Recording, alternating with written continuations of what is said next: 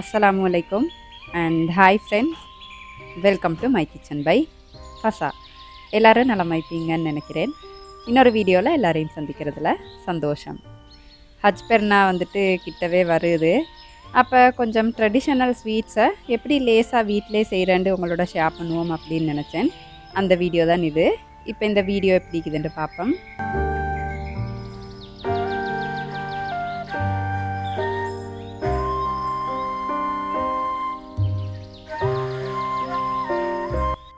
எந்த விதமான ப்ரிசர்வேட்டிவ்ஸ் இல்லாமல் வீட்டிலே சுத்தமாக தயார் செஞ்ச ஸ்ரீலங்கன் சரக்குத்தூள், மிளகாய்த்தூள், மிளகுத்தூள், மஞ்சள் தூள், அதோட ரட்டக்கஜு எல்லாம் போட்டு ஸ்பெஷலாக செய்கிற இந்த சத்து மாவு உங்களோட வீட்டு வாசலுக்கே ஆர்டர் பண்ணி எடுக்கல. டீட்டெயிலெல்லாம் டிஸ்கிரிப்ஷனில் தந்திப்பேன், வேணுமெண்டா பார்த்து ஆர்டர் பண்ணிக்கோங்க.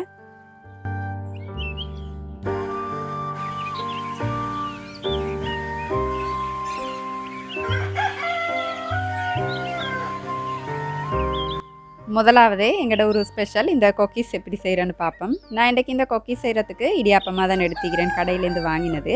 உங்களுக்கு விருப்பம் இல்லாட்டி தாராளமாக பச்சரிசை ராவையில் ஊற வச்சு வெள்ளநெல்லை நல்லா வார வச்சு அதுக்கப்புறம் பவுடராக நல்லா இந்த மாதிரி பட்டு மாதிரி அரைச்சி எடுத்துட்டு உங்களுக்கு செய்யலும் எல்லாருக்கும் செய்ய லேசாய்க்கட்டும் அப்படின்றதுக்காக வேண்டி நான் இடியாப்பமாவால் செஞ்சு காட்டுறேன். இதுக்கு கொஞ்சமாக ஆட்டா அப்படி இல்லாட்டி மைதா சேர்த்துக்கோங்க. தேவையான அளவு உப்பு, அதுக்கப்புறம் கொஞ்சம் சீனியும் கட்டாயம் சேர்த்துக்கோங்க. தேங்காய் பாலை மிச்சம் கட்டி பாலும் இல்லாமல் தண்ணி பாலும் இல்லாமல் இடப்பட்ட பதத்துக்கு நீங்கள் ஏற்கனவே அதை புளிச்சு எடுத்து வச்சிடணும். அதுக்கப்புறம் இப்போ நான் காட்டுற மாதிரி கொஞ்சம் கொஞ்சமாக ஊற்றி நல்லா கட்டி இல்லாமல் கரைச்சி எடுத்துடணும்.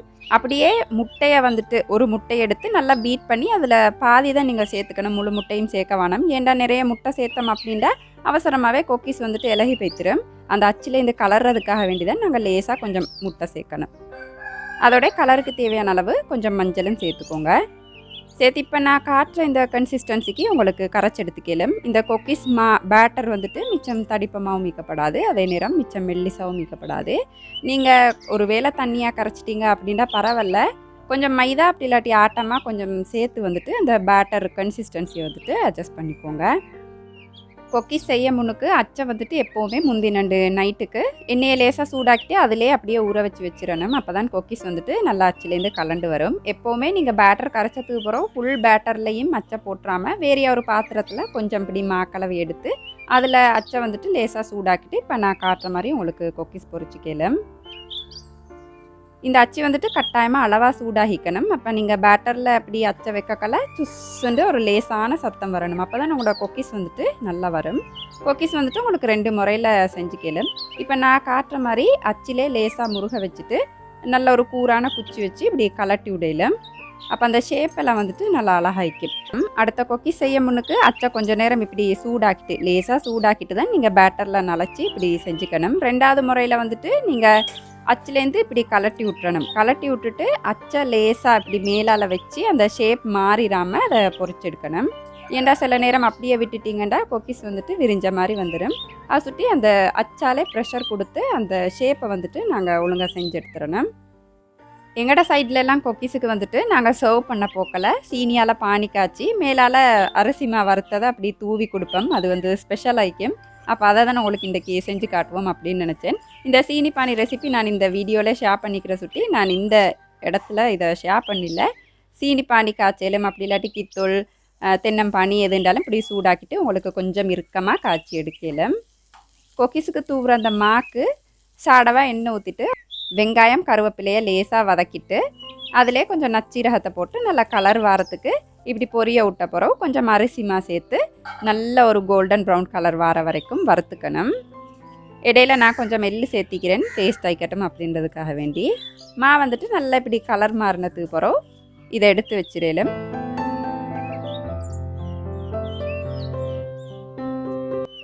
அதுக்கு பிறகு இப்போ நான் காட்டுற மாதிரி கொக்கீஸுக்கு பானி ஊற்றி அந்த மாவை தொளிச்சிட்டு உங்களுக்கு உடனே சர்வ் பண்ணிடலாம். இல்லை நீங்கள் கொக்கீஸை ஸ்டோர் பண்ணி வைக்கணும் அப்படின்னா இந்த பானி ஊற்ற முன்னுக்கு நல்ல இறுக்கமான ஒரு பக்கெட்டில் போட்டு மூடி வச்சிங்க அப்படின்னா இலகாமல் நிறைய நாளைக்கும்.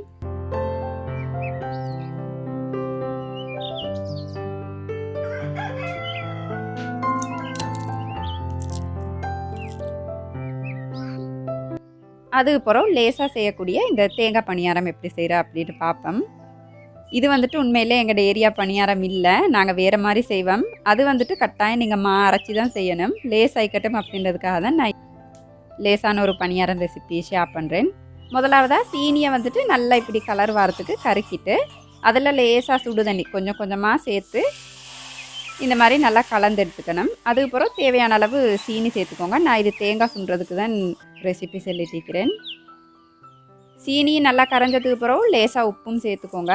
சேர்த்துட்டு நல்லா மெல்லிசாக துருவின தேங்காய் பூவை போட்டு நல்லா மிக்ஸ் பண்ணிக்கணும். வாசத்துக்கு ஏலக்காய் கருவேப்பட்டை சேர்த்துக்கோங்க. சேர்த்து இந்த தேங்காய் பூவில் உள்ள அந்த தண்ணி தன்மையெல்லாம் வற்றி இது நல்லா வேகிற வரைக்கும் அளவான நெருப்பு வச்சு அப்படியே அடுப்பில் வச்சிடணும்.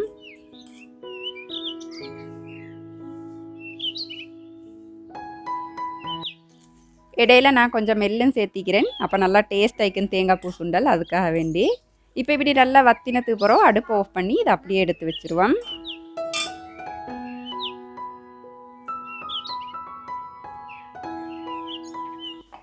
இப்போ வேறையா ஆட்டா அப்படி இல்லாட்டி மைதா மாலை கொஞ்சம் உப்பு மஞ்சள் சேர்த்து இப்போ நான் காட்டுற இந்த கன்சிஸ்டன்சி வர வரைக்கும் கொஞ்சம் கொஞ்சமாக தண்ணி சேர்த்து கரைச்சி எடுத்துடணும்.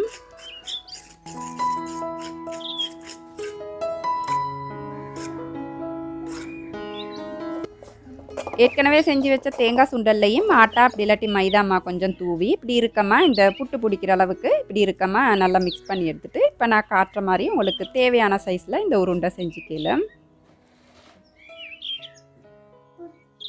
அதுக்கப்புறம் ஏற்கனவே செஞ்சு வச்சுக்கிற பேட்டரில் இப்படி நனைச்சிட்டு எண்ணெய் அளவாக சூடாக்கிட்டு அதில் போட்டு நல்ல ஒரு கோல்டன் ப்ரௌன் கலர் வர வரைக்கும் பொரிச்சு எடுத்துடணும். அவ்வளோதான். இந்த ரெசிபி வந்துட்டு உங்களுக்கு லேசாக வீட்டில் நினைக்கக்கெல்லாம் செய்யலும். தேங்காய் பூவெல்லாம் போட்டு செய்கிறதுனால இது நல்லா ஆரோக்கியமாய்க்கும். இன்ஷால்லா எங்களோட ஒரு ஸ்பெஷல் அந்த தேங்காய் பணியாரம் ரெசிபியையும் இன்ஷால்லா கட்டாயம் உங்களோட ஷேர் பண்ணிக்குவேன்.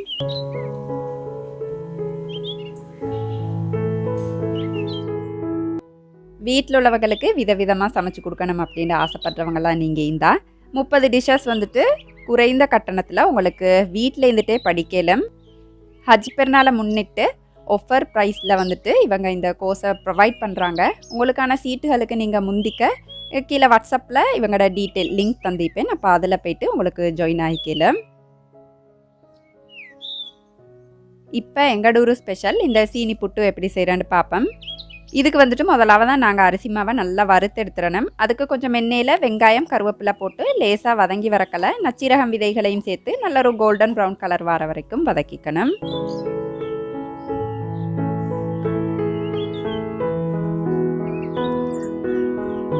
இப்போ அரிசி மாவை போட்டு அரிசி மாவும் நல்ல ஒரு கோல்டன் ப்ரௌன் கலர் வர வரைக்கும் வறுத்துக்கணும். சீனி புட்டு வந்துட்டு எப்போவுமே நீங்கள் ஃப்ரெஷ்ஷாக பச்சரிசி அரைச்சி செய்கிறீங்க அப்படின்னா இன்னும் நல்லா டேஸ்ட் ஆகிக்கும். கடையில் உள்ள அரிசி மாவே உங்களுக்கு யூஸ் பண்ணிக்கலாம். இடையில நான் கொஞ்சம் மெல்லு விதைகள் சேர்த்திக்கிறேன். சேர்த்து எல்லாத்தையும் போட்டு இப்படி நல்லா வறுத்துட்டு வரக்கலையே வேர்க்கடலையை நல்லா வறுத்து விட்டுட்டு தோலெல்லாம் நீக்கிட்டு மிக்சியில் போட்டு நல்லா இப்படி நொறுக்கி எடுத்துடணும் துண்டிக்கிறதுக்கு. அதையும் போட்டு நல்ல ஒரு கோல்டன் ப்ரௌன் கலர் வர வரைக்கும் அளவான நெருப்பு வச்சு இப்படி வறுத்தெடுத்ததுக்கு பிறகு அதை வேறு பாத்திரத்தில் போட்டு அப்படியே ஆற விட்டுறணும். சீனி புட்டு நான் இன்றைக்கி சீனி பானி காய்ச்சி தான் செய்ய போகிறேன். அதுக்கு வந்துட்டு ஃபஸ்ட்டாக சீனி கொஞ்சம் போட்டு இந்த கலர் வர வரைக்கும் நல்லா கருக்கி எடுத்துகிட்டு கொஞ்சம் கொஞ்சமாக சுடு தண்ணி சேர்த்து இப்படி நல்லா மிக்ஸ் பண்ணி விட்டுறணும். அதுக்கப்புறம் இந்த சீனி பானிக்கு தேவையான அளவு சீனி தண்ணி எல்லாத்தையும் ஊற்றி இப்படி நல்லா மிக்ஸ் பண்ணிட்டு சீனி புட்டுக்கு தேவையான உப்பை இந்த பானிக்கே சேர்த்துக்கோங்க. சேர்த்து நல்லா கலந்துட்டே வரக்கல பானி நல்லா கொதிக்கும். அதுக்கப்புறம் இப்போ நான் காட்டுற மாதிரி இந்த கடைசி சொட்டு இழுப்பட்டு வர வரைக்கும் நீங்கள் காய்ச்சி எடுக்கணும். இதுக்கு வந்துட்டு ஒரு நூல் பதம் அப்படின்னு சொல்லுவோம். கடைசியாக 2-3 சொட்டு தேசிக்காய் புளி ஊற்றி நல்லா மிக்ஸ் பண்ணிக்கோங்க. அப்போ பானி வந்துட்டு கல்லாக அமைக்கும். பானி வந்துட்டு லேசாக ஆறினதுக்கு பிறகு இப்போ நான் காட்டுற மாதிரி ஒரு நூல் பதம் உங்களுக்கு லேசாகவே பார்க்கலாம். அப்படி பானி வந்ததுக்கு பிறகு உங்களுக்கு கொஞ்சம் கொஞ்சமாக இப்படி ஊற்றி கிளறி இந்த புட்டு வந்துட்டு செஞ்சுக்கலாம். சீனி பானிக்கு பதிலாக தாராளமாக உங்களுக்கு கித்தூள் பானி தென்னம் பானி இதெல்லாம் வந்துட்டு லேசாக இப்படி நான் காட்டின மாதிரியே காய்ச்சி விட்டுட்டு உங்களுக்கு செஞ்சுக்கலாம். கடையில் நாங்கள் கித்தூள் பானி அப்படின்னு கேட்டால் சில நேரம் இந்த சீனி பானியை தான் எங்களுக்கு ஏமாற்றி தருவாங்க. துப்புரவா வீட்டிலே செஞ்சுக்கலாம் அப்படின்றதுக்காக வேண்டி நான் வந்துட்டு சீனி பானியை செஞ்சுட்டேன். நீங்கள் பாவிக்கிற அச்சுக்கு கொஞ்சம் அரிசிமா சேர்த்து இந்த புட்டு செஞ்சுக்கோங்க. இது ஆறாரவே கொஞ்சம் கல் மாதிரி ஆயிரும். அப்போ சுட சுடவே நீங்கள் பிடிச்சி எடுத்துடணும். அப்படியே இறுகிட்டுண்டா லேசாக அடுப்பில் வச்சு சூடாக்கிட்டு அதுக்கப்புறம் உங்களுக்கு புட்டு செஞ்சுக்கலாம்.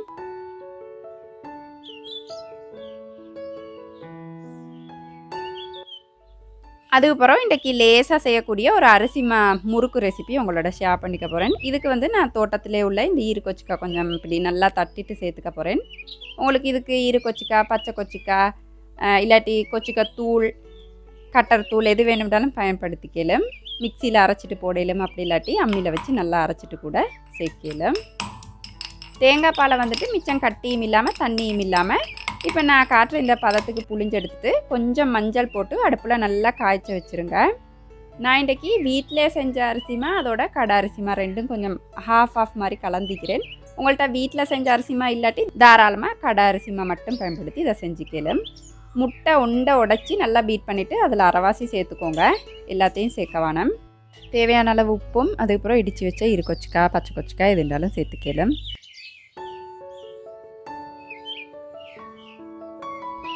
இந்த பாலை இப்போ நான் காட்டுற மாதிரி நல்லா கொதிக்கிற வரைக்கும் காய்ச்சி எடுத்துடணும். அதுக்கப்புறம் இடியாப்பத்துக்கு மாக்கிண்டுவோம் இல்லையா, அதை மாதிரி இந்த கொதிக்கவே இப்படி ஊற்றி நல்லா கிளறி எடுத்துடணும். எனக்கு நச்சீரகம் விதைகள் சேர்க்க மறந்துட்டு அதுக்கப்புறம் நான் கிளறிட்டு தான் சேர்த்தேன். நீங்கள் ஃபஸ்ட்டுக்கே சேர்த்துக்கோங்க. நான் இன்றைக்கி செய்கிற ரெசிபிஸ்ட் அளவுகள் எல்லாமே டிஸ்கிரிப்ஷனில் தந்திப்பேன், வேணும்னா பார்த்து கேளும். அதுக்கப்புறம் நல்ல எண்ணெய் தடவினா இந்த முறுக்குரலில் இப்படி கொஞ்சம் கொஞ்சமாக மாவை சேர்த்து இப்போ நான் காட்டுற மாதிரி இந்த முறுக்கு செஞ்சு கேளும். சைஸ் எல்லாம் நீங்கள் விரும்பின அளவு செஞ்சு கேளும். நீங்கள் மாவை வந்துட்டு இறுக்கமாக கிண்டிட்டீங்க அப்படின்னா முறுக்கு புளியக்கால் உடையும். அப்போ சூடான பாலை கொஞ்சம் போட்டு நல்லா மிக்ஸ் பண்ணி திருப்ப உங்களுக்கு முறுக்கு செஞ்சு கேளும். எண்ணெய் வந்துட்டு அளவாக சூடாயினத்துக்கு பிறகு முறுக்கெல்லாம் போட்டு நல்ல ஒரு கோல்டன் ப்ரௌன் கலர் வர வரைக்கும் பொரிச்சு எடுத்துடணும். அவ்வளோதான். பொரிச்சதுக்கு பிறகு உங்களுக்கு வேணும்டா கொச்சிக்காய் தூள், உப்பு அந்த மாதிரியெல்லாம் சேர்த்துக்கலாம். நான் வந்துட்டு எதுவுமே சேர்க்க மாட்டேன். ஏன்டா கொச்சிக்காய் தூள் எல்லாம் போட்டால் புள்ள சாப்பிட மாட்டாங்க. உப்பெல்லாம் நம்ம ஆக்கு கணக்காக சேர்த்திக்கிற சுட்டி நான் எதுவுமே சேர்க்கலை. உங்களுக்கு வேணும்டா கட்டர் தூள், கொச்சிக்காய் தூள் அந்த மாதிரி கூட சேர்த்துக்கலாம்.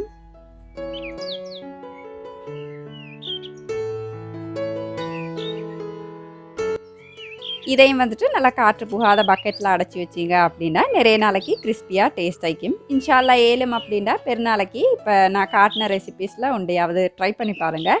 ட்ரை பண்ணி பார்த்தீங்க அப்படின்னா எப்படி இருந்துச்சு அப்படின்றத கட்டாயம் இன்ஷால்லா எனக்கு தெரியப்படுத்துங்க. இன்ஷால்லா வார ஹஜ் பெருநாள் உங்களுக்கும் உங்களோட குடும்பத்துக்கும் நல்ல பரக்கத்துள்ள சந்தோஷமுள்ள அழகான பெருநாளாக அமையட்டும் அப்படின்ட்டு நான் நல்லாட்ட துவா செஞ்சுக்கிறேன். ஏலும் அப்படின்டா என்னையும் என் குடும்பத்தையும் உங்களோட துவாக்கள்லையும் சேர்த்துக்கோங்க. எல்லாருக்கும் அட்வான்ஸ்ட் ஈத் முபாரக். இந்த வீடியோ உங்களுக்கு சுவாரஸ்யமாக இருந்திக்கும் அப்படின்னு நினைக்கிறேன்.